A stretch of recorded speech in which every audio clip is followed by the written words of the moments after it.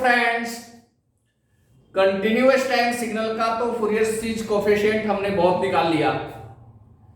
आइए अब कुछ डिस्क्रीट टाइम सिग्नल का भी फूरियर सीरीज कोफिशिएंट निकालना सीखते हैं। आज के वीडियो में हम 3.28 एलएनबीओपेनियम का प्रॉब्लम है। इसमें बहुत सारे पार्ट है, लगभग 7-8 प्रॉब्लम इसके अंदर हो गए। इन सब का हम सॉल्यूशन करना सीखेंगे आज की इस वीडियो में। सारे तो नहीं हो पाएंगे अभी, तो ए पार्ट का भी ए पार्ट हो जाए वही बहुत बड़ी बात है, क्योंकि थोड़ा लंबी है। फूरियर सीरीज कोफिशिएंट भी फाइंड करना है और मैग्नीट्यूड एंड फेज भी प्लॉट करना है। फूरियर सीरीज कोफिशिएंट आएगा तो इसका मैग्नीट्यूड और फेज दोनों प्लॉट करने, तो वो भी प्लॉट करने के लिए भी सीखना है, तो उसमें भी थोड़ा समय लगेगा। एक प्रॉब्लम में तो पिछले वीडियो में मैं सिखा चुका हूँ, लेकिन दोबारा भी इसे रिपीट करूंगा कि मैग्नीट्यूड और फेज फूरियर सीरीज कोफिशिएंट का कैसे प्लॉट करते हैं, ये भी इस वीडियो में मैं बताऊंगा। तो थोड़ा समय लगेगा इसमें, जल्दी प्रॉब्लम। तो सिग्नल एक्सएल दे रखा है, पीरियोडिक है, टाइम पीरियड इसका कितना है आप देख सकते हैं, 7 टाइम पीरियड से पीरियोडिक है ना।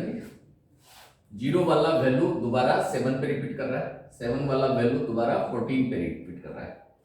तो इसका टाइम पीरियड देख सकते हैं, n = 7 time period. 7 time period से पीरियोडिक है और इसका फूरियर सीरीज कोफिशिएंट निकालना है। देखते हैं इसका फूरियर सीरीज कोफिशिएंट कैसे निकालते हैं। आप देख रहे हैं मैथोसी गुरु चैनल और मैं हूं Rajiv Patel. Fourier series coefficient निकालने का फॉर्मूला क्या होता है, 1/n integration within 1 time period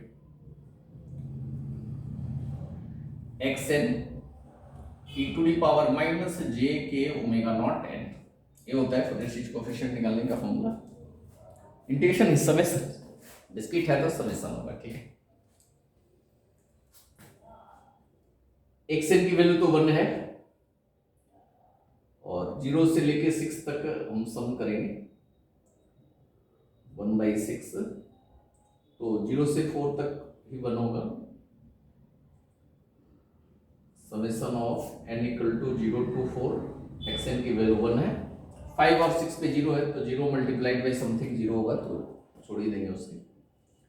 e⁻ -j⁻⁴n। हालांकि ω0 की वैल्यू हम निकाल सकते हैं, ω0 = 2π/n होता है, मतलब यहाँ पे वैल्यू 2π/7 है, देख लेंगे बाद में पुट करते हैं। अब डिस्क्रीट है तो समेशन है, और समेशन का फॉर्मूला सॉल्व करना आपको आना चाहिए। कैसे सॉल्व करेंगे फॉर्मूला, पहले तो x⁻n के टर्म में ले आते हैं, n = 0 to 4, e⁻ -j⁻⁴n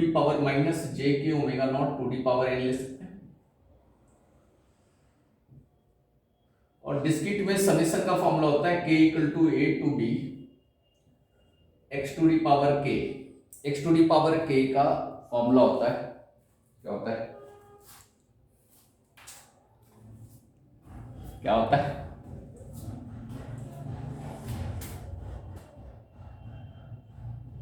इसका फॉर्मूला बता सकते हैं क्या होता है, x⁻b - a+1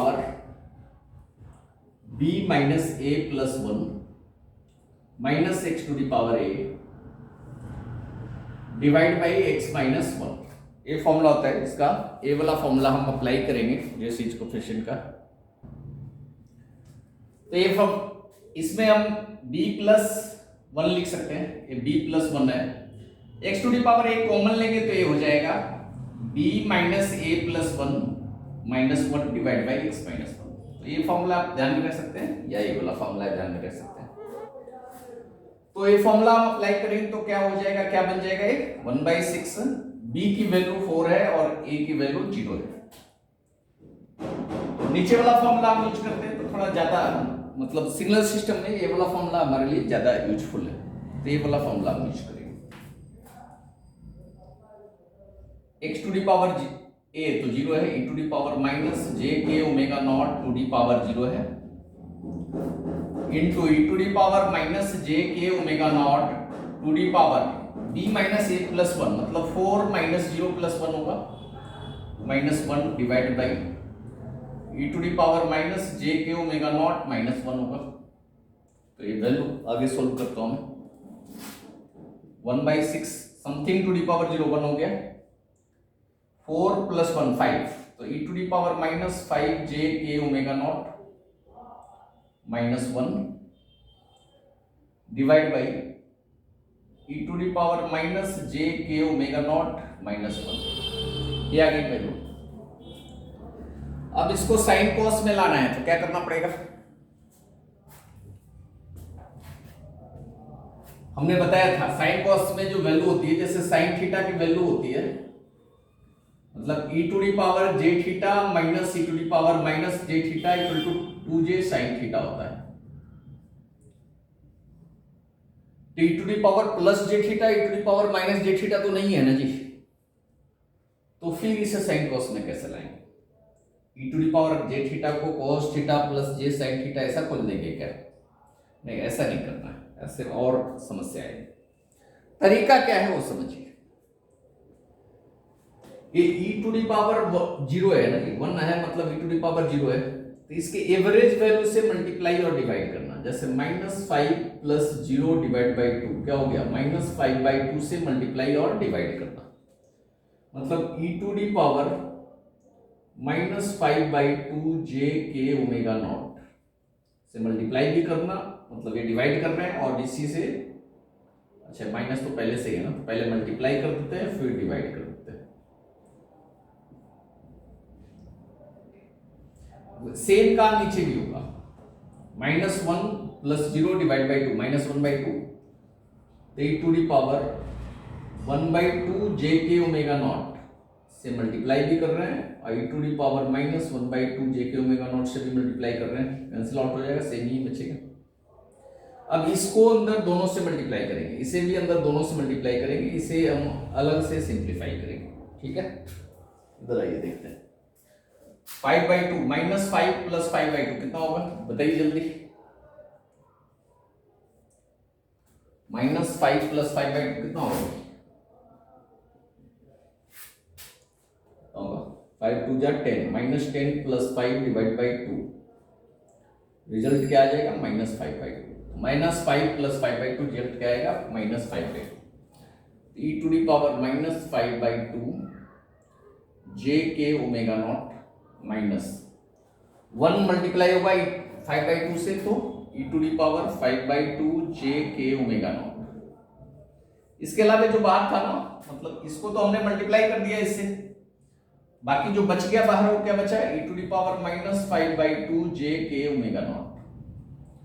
ऐसे ही डिनोमिनेटर में भी वही काम करना है, e to the power 1/2 J k omega not को इससे भी मल्टीप्लाई करना और इस वाले से भी मल्टीप्लाई करना। अब -1 प्लस हाफ माइनस हाफ हो जाएगा, वैसे ही जैसे अभी हमने किया, -1/2 जे के ओमेगा नॉट -1 से मल्टीप्लाई होगा तो e to the power 1/2 J k omega not. बाहर है हमारे पास ई to the power -1/2 J k omega not. अब देखिए साइन कॉस वाले फॉर्म में आ गया क्या? आ गया ना, e to the power j theta minus e to the power minus j theta, उल्टा लिखा हुआ है तो -2j लगा देंगे, क्या दिक्कत है? E to the power j theta minus e to the power minus j theta 2j sine theta होता है, तो यहाँ क्या बन जाएगा? 1/6 -2j साइन 5/2 के ओमेगा नॉट डिवाइड बाई ए क्या बन जाएगा? -2j साइन 1/2 के ओमेगा नॉट, और बाहर क्या बचेगा? ई टू दी पावर -5/2, ऊपर जाएगा तो प्लस हो जाएगा, +1/2 जे के ओमेगा नॉट। थोड़ा सिंप्लीफाई करके लिखते हैं, मिटा देता हूं इधर।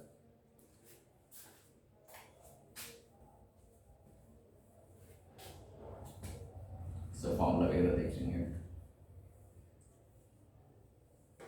समझ में आ रहा है ना? कैलकुलेशन थोड़ा मुश्किल है, ये उतना भी ज्यादा मुश्किल नहीं है कि समझ में नहीं आए, जिनकी क्या स्टूडेंट है। और धीरे धीरे इसी टाइप के कैलकुलेशन हम सिग्नल सिस्टम में बहुत सारे करेंगे, बहुत सारे कैलकुलेशन इसी टाइप के हम करने वाले हैं, तो समझ में आ ही जाएगा आपको।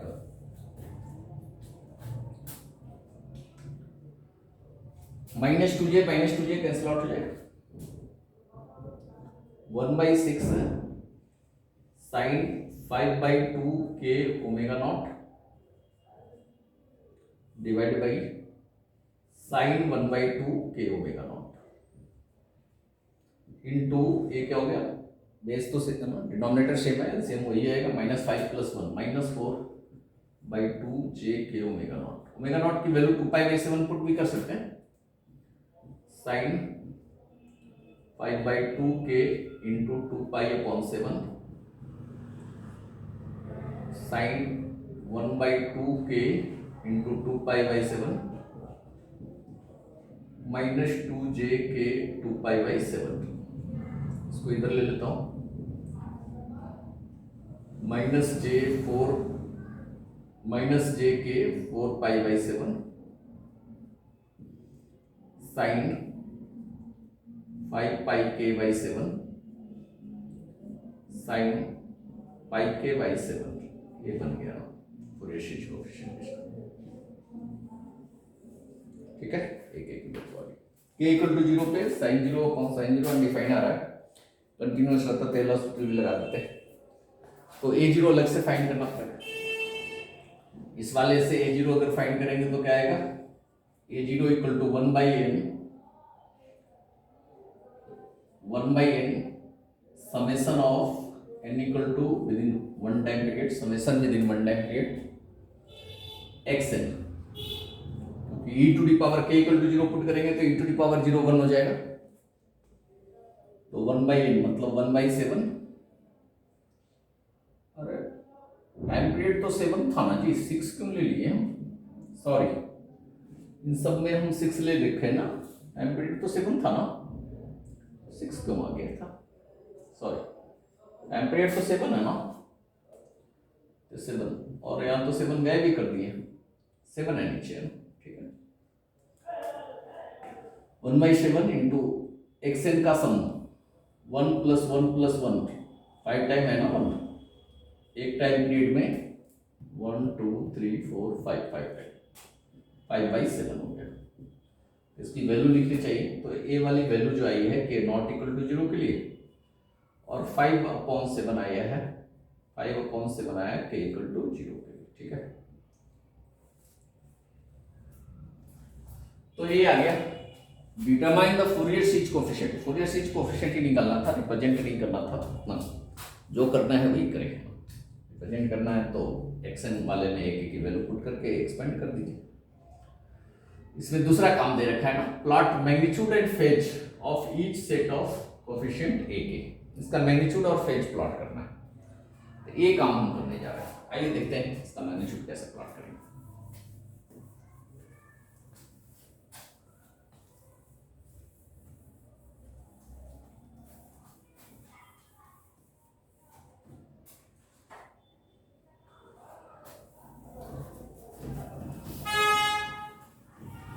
मैग्नीट्यूड कैसे निकालेंगे, e to the power j theta, e to the power j theta का तो magnitude mod of cos theta plus j sin theta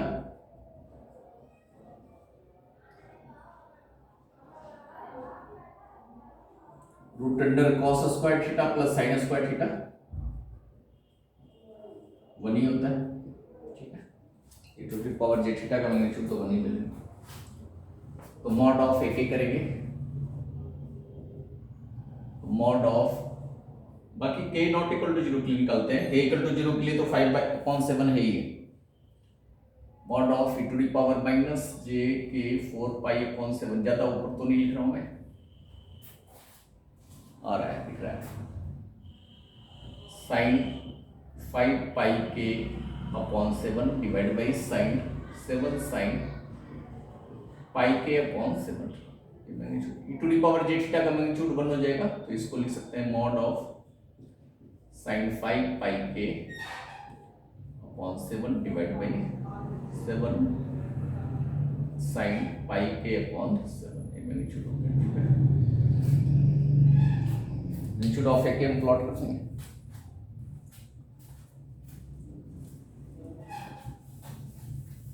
एक एक मैग्नीट्यूड प्लॉट किया जाए।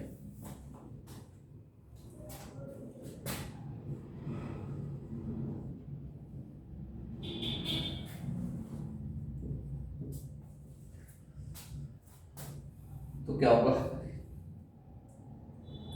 k इक्वल टू 0 पे तो 5/7 है, तो k इक्वल टू 0 पे तो 5/7 हो जाएगा ना, ये वैल्यू मान जाए, कर लेते हैं 5/7। k इक्वल टू 0 के बाद k इक्वल टू 1 पुट करेंगे। k इक्वल टू 1 पुट करने पे a1 की वैल्यू क्या आएगी, sine 5π/7 divide by 7 sine π/7। Second quadrant में वैल्यू 5/7 से तो छोटा ही होगा, क्योंकि इसकी मैक्सिमम वैल्यू 1 है, इसकी भी मैक्सिमम वैल्यू 1 है, 1/7 के मल्टीपल में आ रहा है, इससे तो छोटा ही होगा। साइन 5π/7 7 साइन 5/7, ठीक है। k इक्वल टू 2 पुट करेंगे तो क्या आएगा, a2 की वैल्यू क्या आएगी,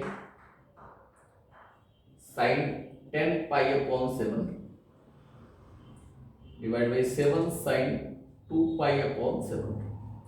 अब 10π/7 थर्ड क्वाड्रेंट में जा रहा है ना, तो ये वैल्यू तो निगेटिव होगी, लेकिन यहां तो मैग्नीट्यूड लेना है, वो फेज में देखेंगे इसकी वैल्यू निगेटिव का क्या असर पड़ता है। यहां तो हम मैग्नीट्यूड ही लेना है ना, तो मॉडुलस ही लेंगे बस वैल्यू, और ये वैल्यू 10π आ गया, मतलब पाई प्लस 3π है ना, इसको लिखेंगे पाई प्लस 3π, तो माइनस साइन 3π हो जाएगा ना, माइनस साइन 3π/7 7 साइन 2π/7। बड़ी वैल्यू होगी, मतलब छोटी वैल्यू होगी, 3π 5π से छोटा हो गया, और नीचे वाली वैल्यू बड़ी होगी, तो और वैल्यू छोटी हो जाएगी, साइन 3π/7 डिवाइड बाई 7 साइन 2π/7, ठीक है। ऐसे ही 3 पुट करेंगे तो 5 3 या 15, साइन 2π से भी थोड़ा ज्यादा और छोटा हो जाएगा, मतलब पाई से थोड़ा 2π से थोड़ा सा ज्यादा हो गया ना, बहुत स्मॉल वैल्यू होगी, न्यूमरेटर में बहुत स्मॉल वैल्यू होगी और डिनोमिनेटर थोड़ा बढ़ रहा है और छोटा हो जाएगा। 4π पुट करेंगे तो 20 3π के आसपास आ जाएगा, तो ये भी वैल्यू छोटा ही होगी, जो पाई के आसपास वाले में साइन की वैल्यू छोटी होती है, π/2 के आसपास साइन की वैल्यू बड़ी होती है, और 4 पुट कर रहे हैं तो π/2 के आसपास हो जाएगा, ये वैल्यू और बड़ी हो जाएगी, तो धीरे धीरे छोटी होती जाएगी ना।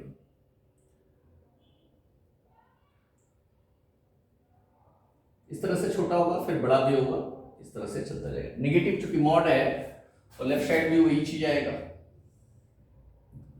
-1 -2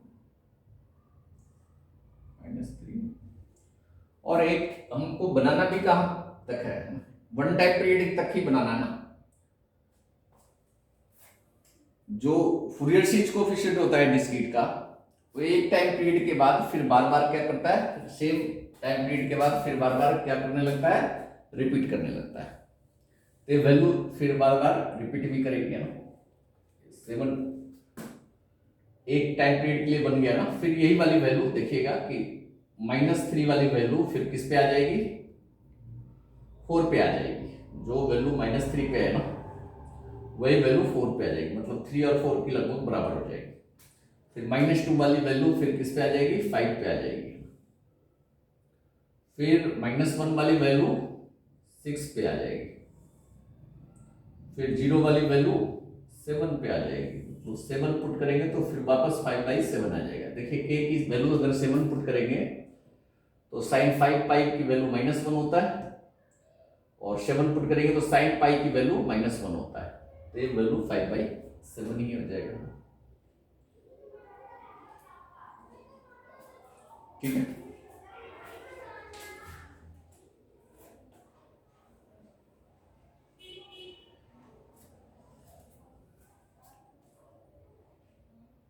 ये जीरो की तो अलग वैल्यू है ना, ठीक है। फेज कैसे इसका फाइंड करेंगे वो देखते हैं। फेज कैसे इसका प्लॉट करेंगे।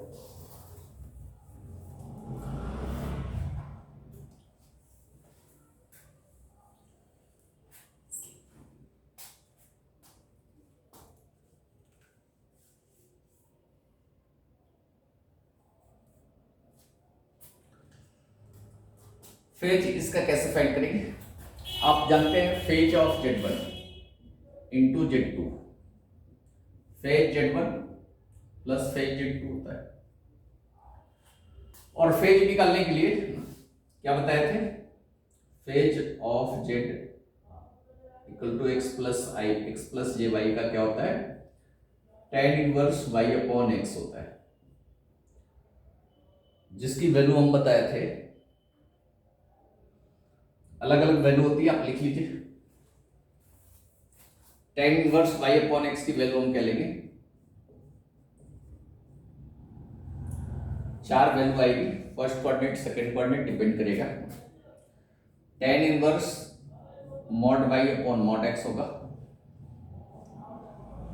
कब होगा, जब x और y दोनों पॉजिटिव हो। x और y दोनों पॉजिटिव हो मतलब फर्स्ट कोऑर्डिनेट हो। तो सेकेंड क्वाड्रेंट में पाई माइनस थीटा होता है, तो pi minus tan inverse mod y upon mod x लेंगे जब x नेगेटिव और y पॉजिटिव हो। तो बोले तो सेकेंड क्वाड्रेंट में।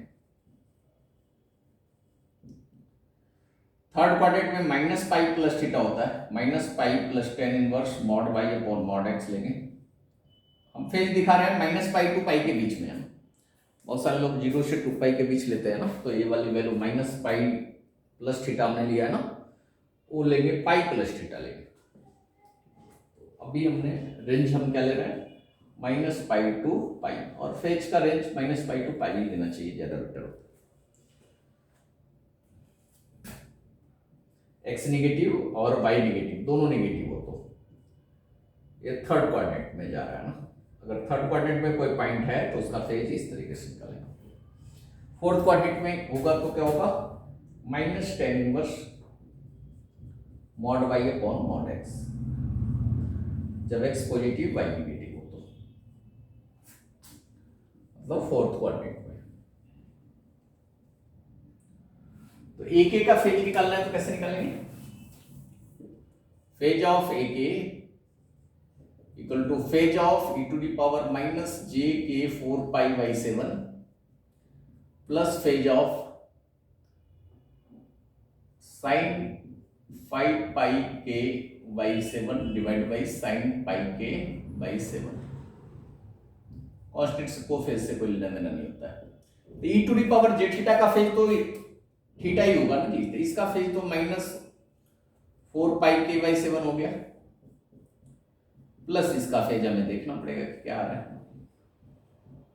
क्योंकि रियल पार्ट है, इसमें इमेजिनरी पार्ट नहीं है, तो इसको ऐसे लिख सकते हैं tan inverse 0 upon tan inverse 0 upon sine 5 pi के by 7 divide by sine pi के बाई 7। ये हो गया।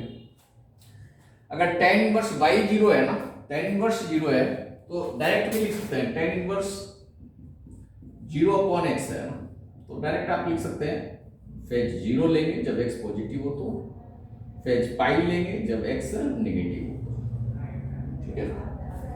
तो इसका मतलब जब ये पूरी वैल्यू आपकी नेगेटिव होगी तो इसके जगह पर हम पाई पुट करेंगे, और ये पूरी वैल्यू जब पॉजिटिव होगी तो ये पूरा टर्म हम 0 पुट करेंगे, ठीक है। मतलब दो वैल्यू होगी इसकी,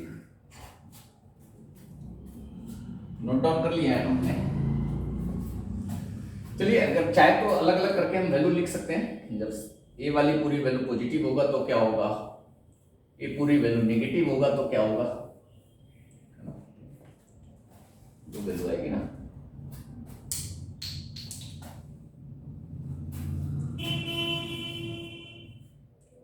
तो हम ऐसा लिख सकते हैं ना, माइनस 4 पाई के बाई 7 एक तो वैल्यू आएगी, और एक वैल्यू आएगी माइनस 4 पाई के बाई 7 प्लस पाई आ जाएगा। जब ये पूरा टर्म इसको हम ना डब्लू मान लें, तो जब डब्लू पॉजिटिव होगा तो ये लेंगे, जब डब्लू नेगेटिव होगा तो ये वाली वैल्यू लेंगे। ठीक है, के किस वैल्यू पे डब्लू पॉजिटिव है नेगेटिव है वो देखेंगे उस हिसाब से। तो फेज हम प्लॉट करने चलते हैं। फेज भी पीरियोडिक होगा, नेचुरल सी बात है। जब डिस्क्रीट में फूरियर कोएफिशिएंट ही पीरियोडिक होता है तो फेज भी पीरियोडिक होगा। फेज ऑफ ए जीरो पे क्या है, 5/7 है ना, 5/7 एक्स पॉजिटिव है तो जीरो पे तो फेज जीरो ही होगा। 1 पुट करेंगे तो साइन 5π/7 सेकेंड क्वाड्रेंट में पॉजिटिव है और डिनोमिनेटर भी पॉजिटिव है, पूरा टर्म पॉजिटिव है तो ये पूरा टर्म जीरो हो जाएगा। तो 1 पुट करने पे फेज होगा -4π/7। 1 पे जो फेज आएगा कितना आएगा, -4π/7।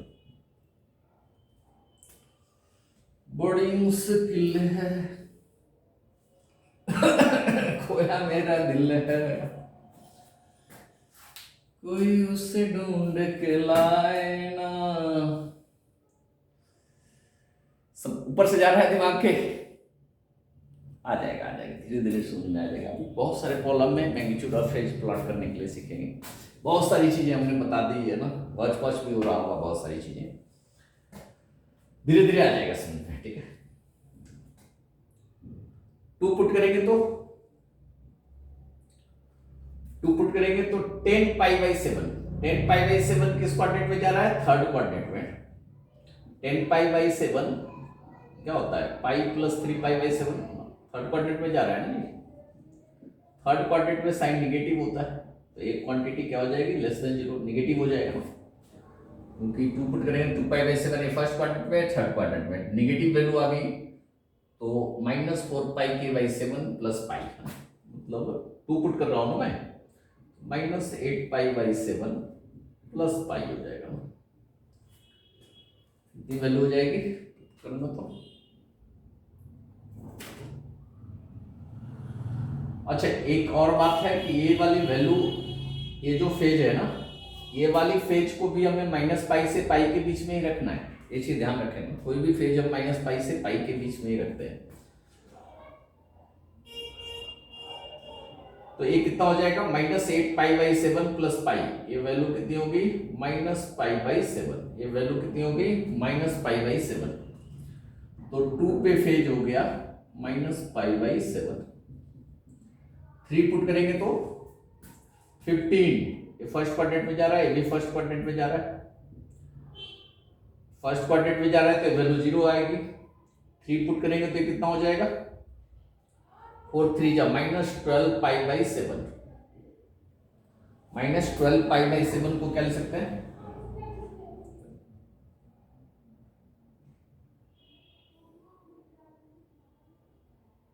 -12π/7 को क्या लिख सकते हैं,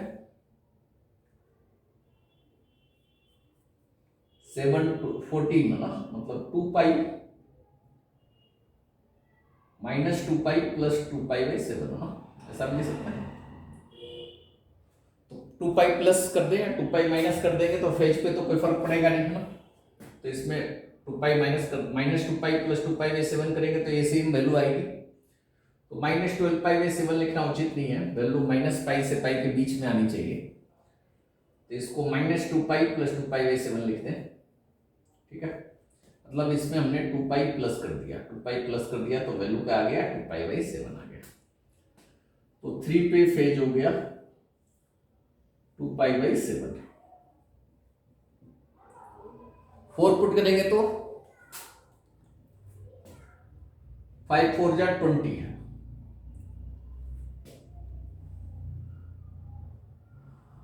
नेगेटिव में पुट करूँ क्या, 20 पता नहीं, 20 थोड़े खेलने जाएंगे। -1 पुट करता हूँ, -1 पुट करेंगे तो चलिए ये तो पॉजिटिव ही हो जाएगा, sine minus theta minus sine theta, ये भी माइनस साइन थीटा प्लस का हो जाएगा तो ये तो 0 हो गया। -1 पुट करेंगे तो ये प्लस का 4π/7 आ जाएगा ना, -1 पे प्लस का 4π/7।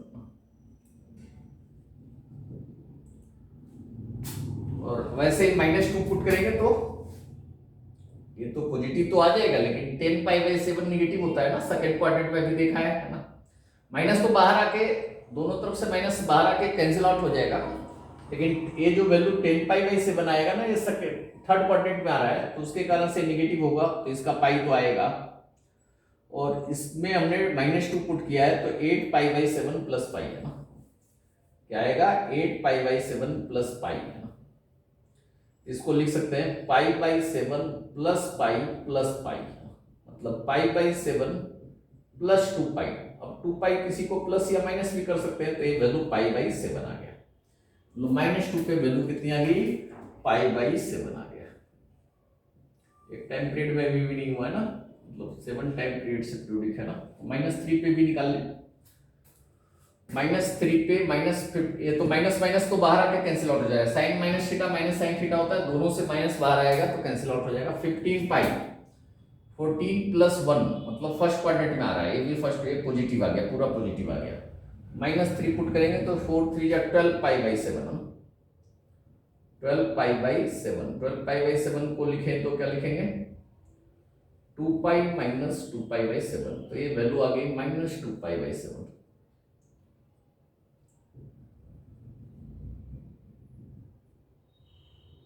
और -4 पे वही वाली वैल्यू होगी जो क्या वैल्यू है 3 वाली, क्योंकि पीरियोडिक होगा, तो 3 से पुट करके देख सकते हैं, ये वैल्यू 2π/7 होगी।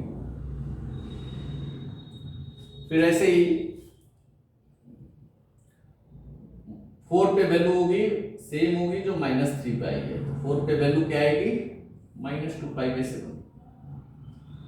5 पे वैल्यू क्या आएगी π/7, छोटा होगा 2π/7 से छोटा थोड़ा लेना चाहिए π/7, ठीक है। 2π/7 भी थोड़ा छोटा करिए, 4π/7 से तो आधा होना चाहिए वैसे तो। ये पीरियोडिक होता चला जाएगा। तो ये आपका फेज प्लॉट हो गया।